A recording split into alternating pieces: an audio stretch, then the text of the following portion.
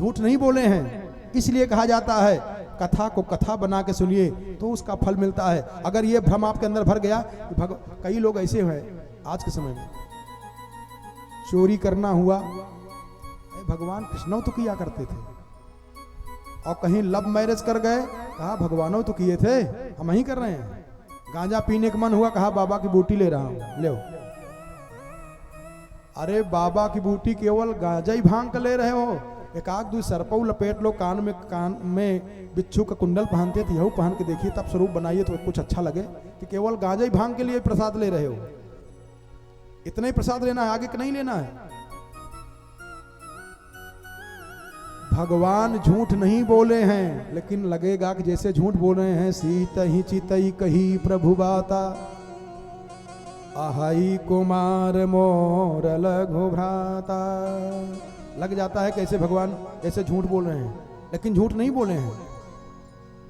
एक अर्थ ये कि जैसे तू विवाहित हो गई है, तेरा पति मर गया है, पति के साथ छूट गया है, तू कुंवारी बनी घूम रही है, ऐसे इनकी भी पत्नी के साथ छूट गया। वैसे जैसे तू कुंवारी है ना, टीट फार टाइट जैसे को तैसा, ठीक जैसे तू कुंवारी है ऐसे ये कुंवारे हैं। जोड़ी बड़ी फिट होगी, जाना चाहे तो जाओ। अरे भाई गजब गजब कर दिया है। दूसरा भाव, भगवान ने इशारा किया कि हे राक्षसी, हम लोग आर्य पुरुष हैं, सनातन धर्म में जन्म लिए हैं। सीत ही चितई अरे कही प्रभु बाता। एक सभ्य मर्यादित पुरुष का कर्तव्य है कि अपनी पत्नी को देखेगा, दूसरे स्त्री को नहीं देखेगा। भगवान ने इसलिए इशारा किया, मैं मर्यादा में रहने वाला हूं। दूसरा भाव, अरे डाइन, जरा इनको देखो तो, तू कह रही है कि तुम सम पुरुष नमो सम नारी, जरा सुंदरता में इनको मिलाओ तो। इसलिए मानो भगवान ने इशारा किया, सीत ही चितई कही प्रभु बाता।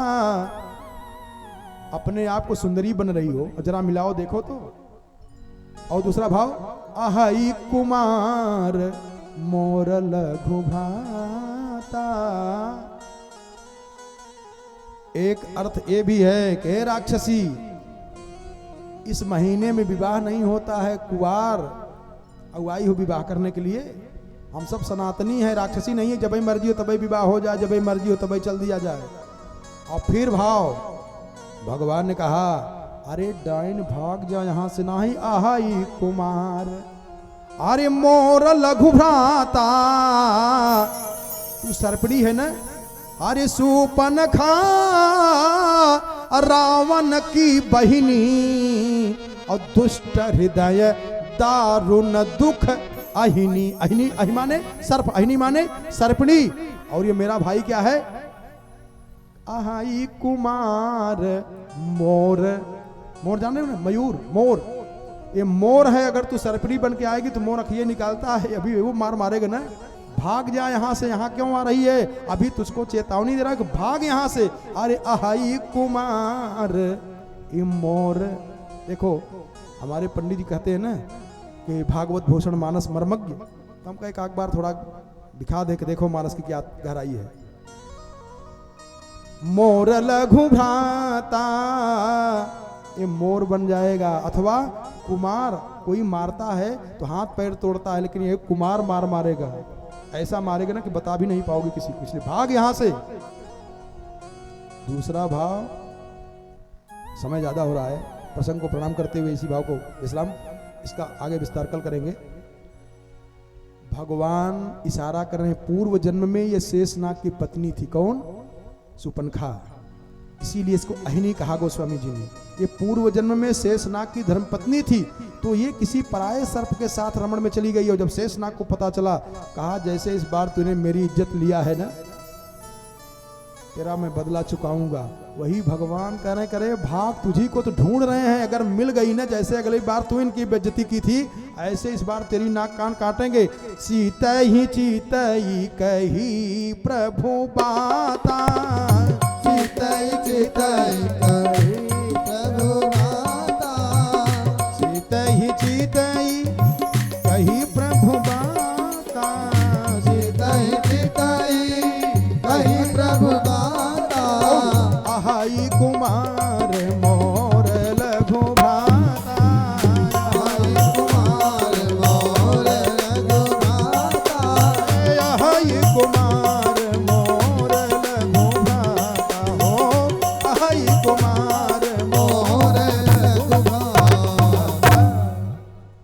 मार मार मारेंगे, भाग गया यहां से।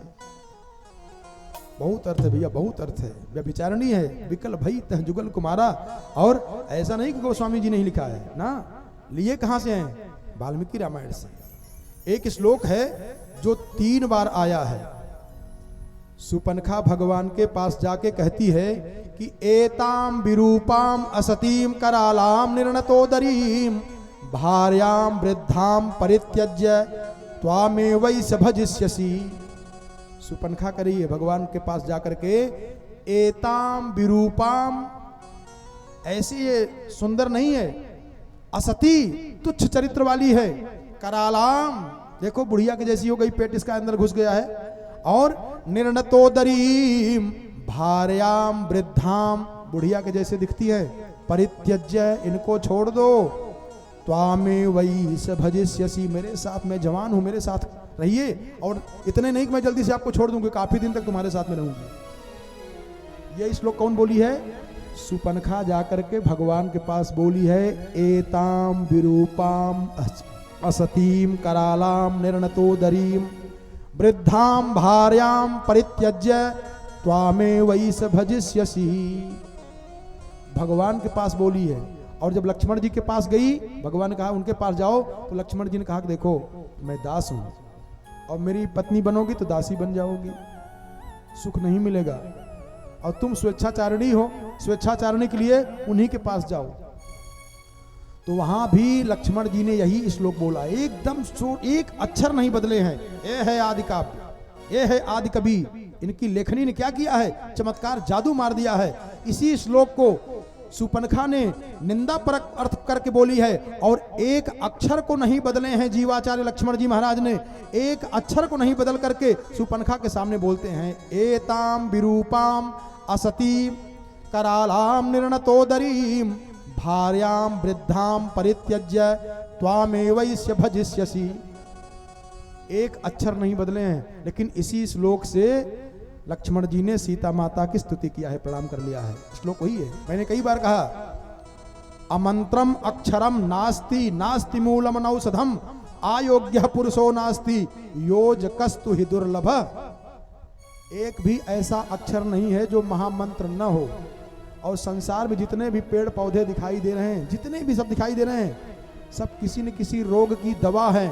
और संसार में जितने जीव जंतु हैं, ये किसी न किसी कारण से पैदा हुए हैं, अकारण कोई नहीं धरती पर आया हुआ है। लेकिन योजकस्तु हि दुर्लभ, उसका जानकार दुर्लभ है। बोलिए सिया बलराम चंद्र की जय। सर्वे वेदाश्च यज्ञाश्च तपो ज्ञानानि चानघ जीवा भय प्रदानस्य न कुर्वीरन कलामपि। समस्त वेदों का पाठ कर दिया जाए, बड़ी से बड़ी यज्ञ करा दिया जाए, और बहुत पूजा पाठ दान जप किया जाए, उससे भी कई गुना ज्यादा फल मिलता है। जीवा भय प्रदानस्य न कुर्वीरन कलामपि। जीव को अभय प्राप्त करा दिया जाए, किसी भी जीव को। सबसे बड़ा जीव को डर क्या है, क्या भय है? भयाक्रांत है ये, रातों दिन भय में ही सो रहा है, भय में जाग रहा है। कौन? ये जीव, जितने भी जीव हैं। और इनको अभय प्रदान करा देना। सर्वे वेदाश्च यज्ञाश्च तपो ज्ञानानि चानघ। समस्त वेदों का पाठ, समस्त प्रकार का यज्ञ, दान, पुण्य सब छोटे पड़ जाते हैं जब किसी भी जीव को अभय प्रदान कर दिया जाए। अभय कैसे मिलता है? भगवान की कथा से। अगर भगवान से संबंध बन जाएगा तो जो जीवात्मा है, ध्यान देना, परमात्मा का अंश है। अभी आज हमसे मैनेजर साहब पूछे कि आत्मा क्या है।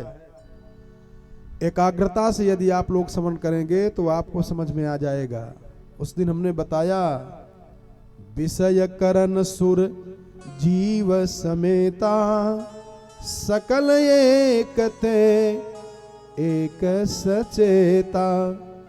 और सब कर परम प्रकाशक जोई राम अनादि अवधपति सोई। परमात्मा भगवान राम उन्हीं का अंश है आत्मा। 84 लाख योनियों के बाद भगवान कृपा करके मानव तन दे देते हैं। क्यों? इसलिए कि ये जीवात्मा परमात्मा को जान जाए, पहचान जाए, बस इसीलिए, और कोई काम नहीं। देखो हम पैदा क्यों हुए हैं? अध्यात्म का ज्ञान अगर लेना है तो अपने आप से 2 प्रश्न पूछिए, हम कहां से आए हैं, कहां जाएंगे। बस इसी प्रश्न का गहराई से अगर आप मनन करेंगे तो अध्यात्म का ज्ञान होने लगेगा। एक विचार करें कि हम धरती पर क्यों पैदा हुए हैं, क्या काम है? कहा महाराज परिवार बढ़ाने के लिए, शादी हो गई, बच्चे हो गए, अब फिर क्यों नहीं मर रहे हो? एक कामना है, एक इच्छा है, वो पूरा हो जाए। क्या? ये जीवात्मा परमात्मा की प्राप्ति कर ले। और अगर नहीं कर पाया तो 84 लाख योनियों में उसको भटकना ही पड़ेगा, बार बार भटकता रहेगा, भटकता रहेगा, भटकता रहेगा। इसलिए प्रयास करके, अच्छा ये केवल मात्र मानव तन से ही उपलब्ध हो सकता है बस, और कोई किसी भी योनि में चले जाएं, किसी भी शरीर में चले जाएं, परमात्मा की प्राप्ति नहीं हो पाएगी। होगी कब? कहा मानव तन से। अब जरा एकाग्रता के साथ समझें, ये कथा जो है पूरी अध्यात्म से ही भरी हुई है। आप लोगों ने देखा कि रामायण में 3 स्त्रियों का विशेष रूप से चरित्र चला और तीनों ने पूरी कथा को घुमा दिया, पूरे माहौल को घुमा दिया। हरे का सुनाई प्रभु का है सुनावा, का दिखाई प्रभु का है दिखावा। सुनाई दे रहा था कि कल राम का राज्याभिषेक होगा, और सुनाई देना शुरू कर दिया कि राम का वनगमन होगा। आंखें तरस रही थी, भगवान राम को राजा के रूप में देखेंगे, राम राज्य का दर्शन करेंगे, राम राज्य है का। लेकिन देखे क्या? आंख देखी क्या? भगवान को वनवासी के रूप में देख रही है। और कहां से हुआ? मंथरा के द्वारा। ध्यान देना, भगवान विश्वामित्र जी के साथ में जा रहे थे, सबसे पहले अस्त्र उठाया कहां? ताड़का के ऊपर। एक ही बाण प्राण हरिनीना। इसके बाद कथा को घुमाई कौन? मंथरा। और इसके बाद फिर देखो यहां सुपनखा आई हुई है। ये कहने के लिए एक नाम है, एक पात्र है, हमारे आपके जीवन में आज भी ये काम कर रही हैं। ये कथा आपको समझाएगी, बताएगी। जैसे एक नक्शा होता है ना, नक्शा, भारत का नक्शा और देशों का नक्शा, उस नक्शा से देख करके आप जान जाएंगे कि ये चीज वहां है, वो वहां है। जैसे हर देश में एक संविधान होता है, उसी संविधान से चलना पड़ता है, ऐसे प्राणी मात्र का संविधान है ये वेद, शास्त्र, पुराण। जो होना है, जो हो रहा है, जो होगा, वो पहले से बता दिए हैं। ध्यान देना, जरा एक बात और बता दें।